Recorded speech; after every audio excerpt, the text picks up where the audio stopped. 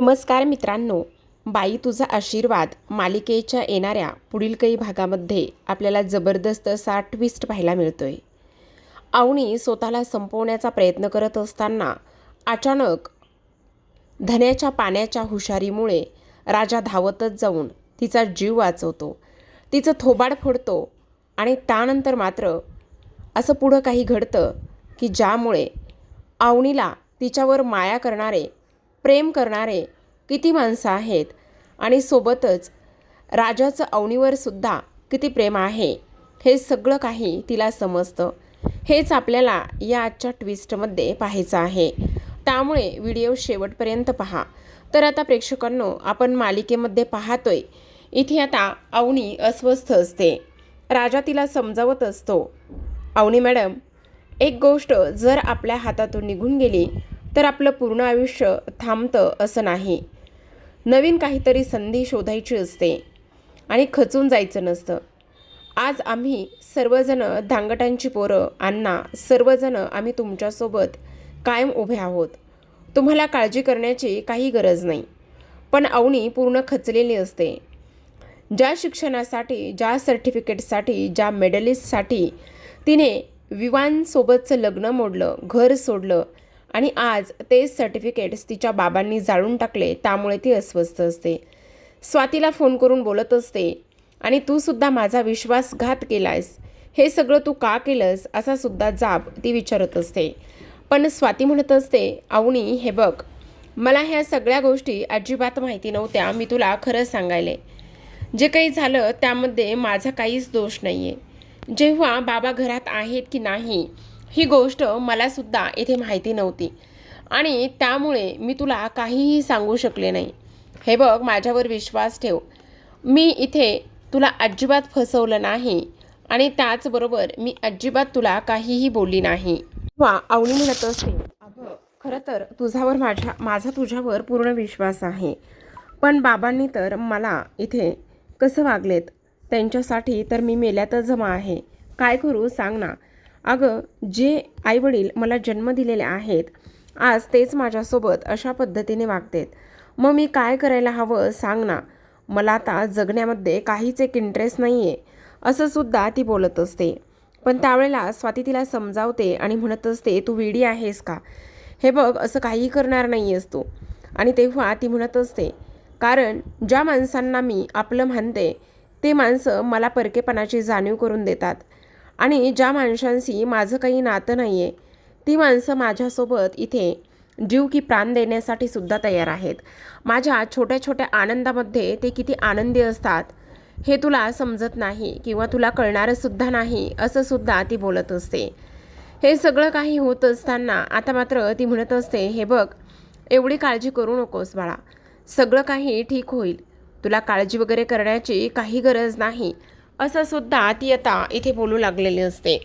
त्याच वेळेला आपण पाहतो की आता अवनी म्हणत असते, सांग ना मी काय करू नेमकं, मला हे सगळं सहन होत नाही. तर आता इकडे महेशमुळे फोन ठेवण्यात आलेला असतो.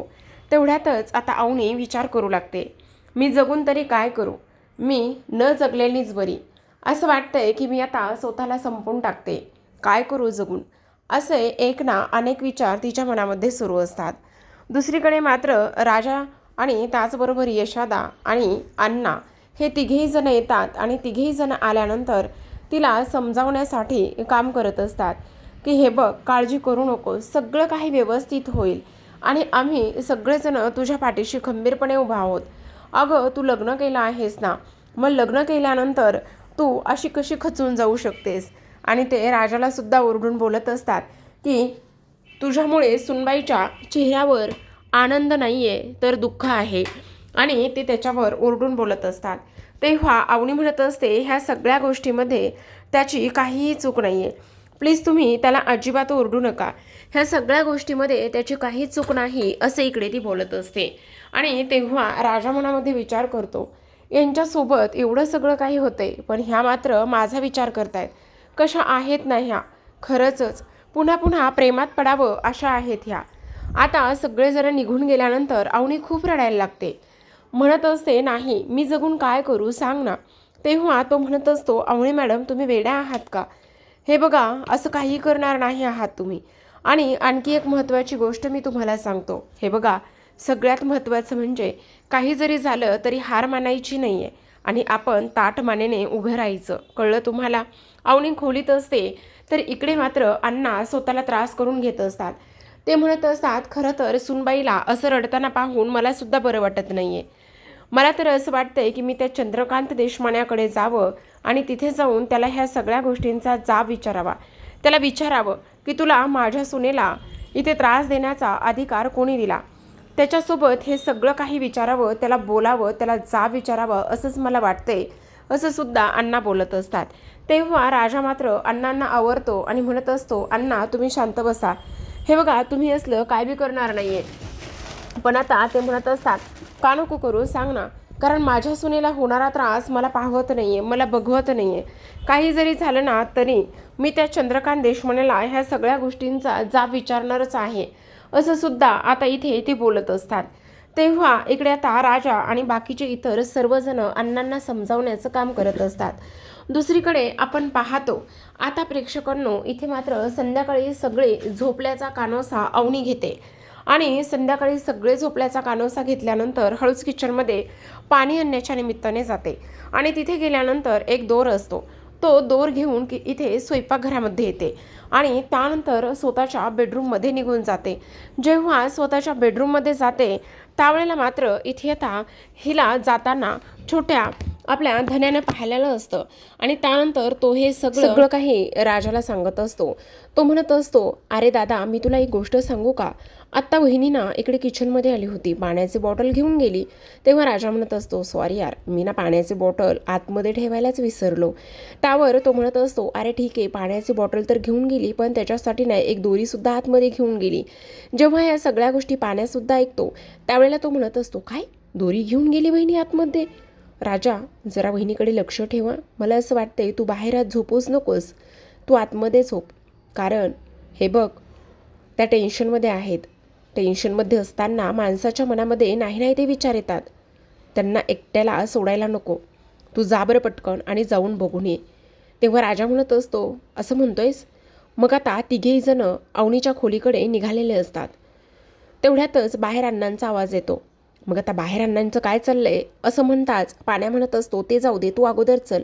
तर इथे अवनी मात्र समोर असलेल्या बेडवर चढते आणि वर असलेल्या पंख्याला ती दोरी बांधत असते.